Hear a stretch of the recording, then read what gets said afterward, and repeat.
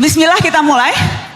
Dan kita akan mulai dengan bakal calon presiden dari Koalisi Perubahan untuk Persatuan. Kita beri sambutan untuk Anies Baswedan. Oke Mas Anies, waktunya 10 menit. Saya persilahkan untuk menyampaikan apa gagasan yang Anda tawarkan untuk para calon pemilih di 2024. Kita kasih tepuk tangan untuk Anies Baswedan. Thank you, makasih.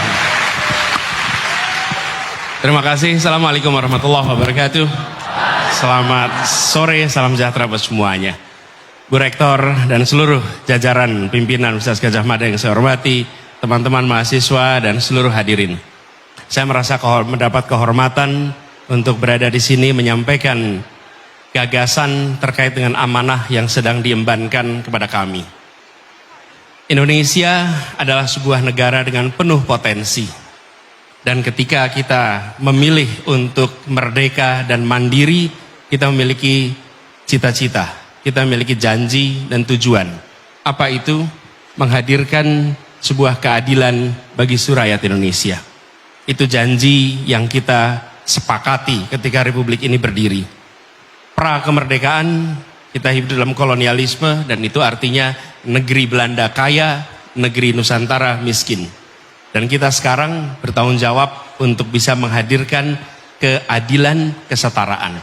Itulah misi utama dari perubahan. Apa terjemahannya? Kami menginginkan dan kami merencanakan agar akses pada fasilitas dasar setara. Pertama, kesehatan.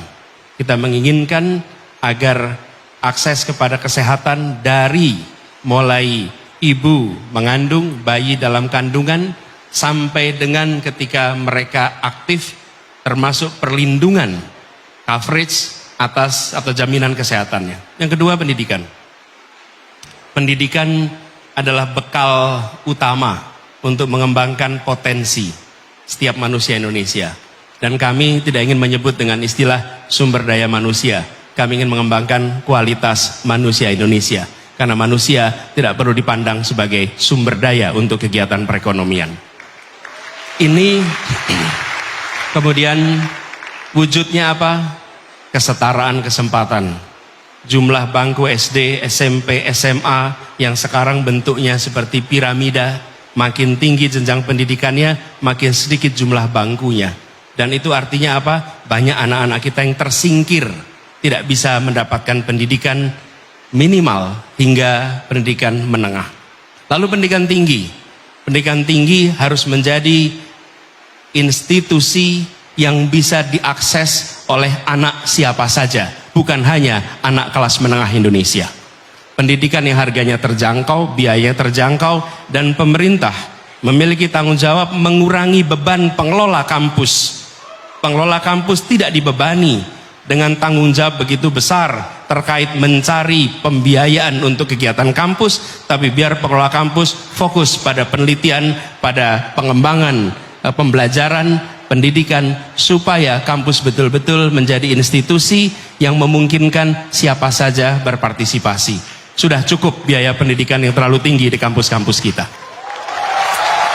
Kemudian yang ketiga, kita menginginkan lapangan pekerjaan. Lapangan pekerjaan yang setara bagi semuanya. Bapak Ibu sekalian, teman-teman yang ada di Jogja tahu persis ketika saya tumbuh besar di sini, sejak saya SMP, SMA, banyak sekali teman sekelas bukan berasal dari Jogja.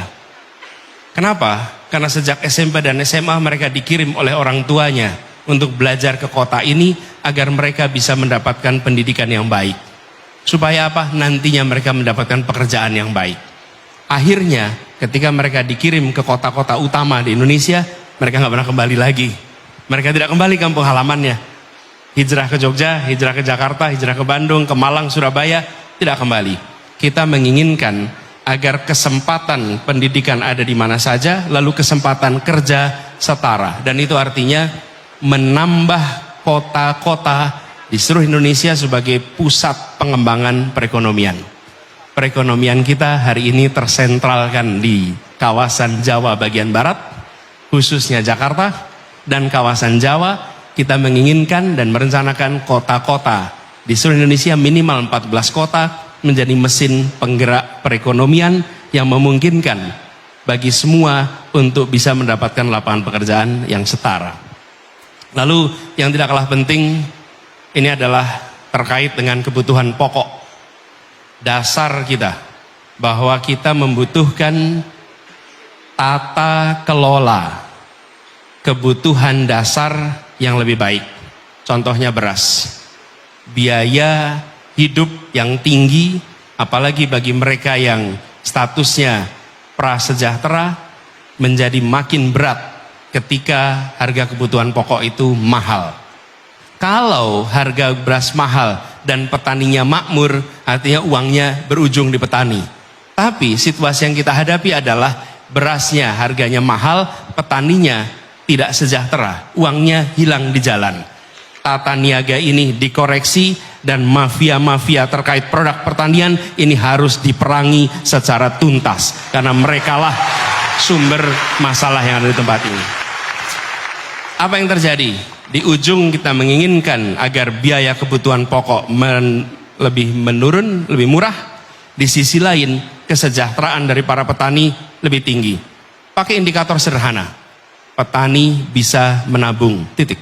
Selama petani tidak bisa menabung, maka biaya operasinya, biaya produksinya tidak sebanding dengan pendapatannya. Yang kelima, penegakan hukum. Negeri ini punya kesempatan untuk maju, tetapi selama rule of law, kepastian hukum, penegakan hukum tidak menjadi prioritas, maka yang terjadi adalah tata kelola pemerintahan tidak berjalan dengan baik. Praktek korupsi masif di mana-mana. Dan yang kita saksikan adalah aparat yang seharusnya menegakkan hukum melakukan tindakan-tindakan yang tidak setara. Mereka yang kuat tak tersentuh, mereka yang lemah tersentuh. Mereka yang kawan tak tersentuh, mereka yang lawan disentuh terus. Dan ini harus diubah. Pemberantasan korupsi menjadi prioritas penting, penegakan hukum yang adil menjadi prioritas, dan membuat pengadilan kita menjadi pengadilan yang kredibel, itu prioritas kita. Ini adalah aspek yang membuat Indonesia kita bisa take off. Bila kita perhatikan ini, kebutuhan pokok, kesehatan, pendidikan, lapangan pekerjaan, dan kepastian hukum ini kita tata dengan baik, insya Allah Indonesia akan menjadi negeri yang lebih baik. Kita akan maju dalam keadilan. Kenapa kata keadilan itu penting, Bapak sekalian? Karena kita selama ini sudah melakukan pembangunan. Bukan setahun 2 tahun, lebih dari 7 dekade. Tetapi yang menerima manfaat masih sebagian. Tanggung jawab kita adalah memasukkan unsur keadilan di dalam seluruh pengambilan kebijakan. Kami pernah lakukan di Jakarta. Termasuk pengambilan kebijakan soal pertamanan, kebijakan terkait jalan raya, kebijakan terkait sekolah, kebijakan terkait kesehatan, faktor keadilan dimasukkan. Dan ketika faktor keadilan dimasukkan, apa yang terjadi? Yang merasakan manfaatnya menjadi jauh lebih luas. Mereka yang selama ini tidak dapat manfaat, kemudian mendapatkan manfaat. Republik ini didirikan bukan sekedar untuk meningkatkan kesejahteraan. Republik ini didirikan untuk menghadirkan keadilan sosial bagi seluruh rakyat Indonesia. Itu kalimat terpenting. Dari situ kita berharap nanti ada persatuan, ada kebersamaan.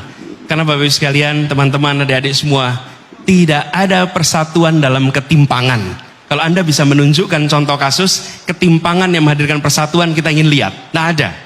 Yang namanya Indonesia Bersatu, Bhinneka yang ika, yang guyup, mensyaratkan keadilan. Tanpa keadilan tidak ada persatuan. Tanpa keadilan tidak ada kebersamaan. Tanpa keadilan tidak ada ketenangan. Hadirkan keadilan, maka Indonesia akan tenang, makmur, bahagia. Itu kira-kira teman-teman. Saya rasa saya cukup sampai di sini. Sebagai gagasan awal, kata kuncinya adalah keadilan dilaksanakan di semua sektor. Dan bila itu dihadirkan, maka kalimat Bhinneka Tunggal Ika bukan hanya kalimat yang ada di dalam sebuah logo Pancasila, tapi dia akan menjadi keseharian kita semua. Terima kasih. Assalamualaikum warahmatullahi wabarakatuh. Waalaikumsalam warahmatullahi wabarakatuh. Mas Anies, boleh saya persilakan untuk duduk. Terima kasih.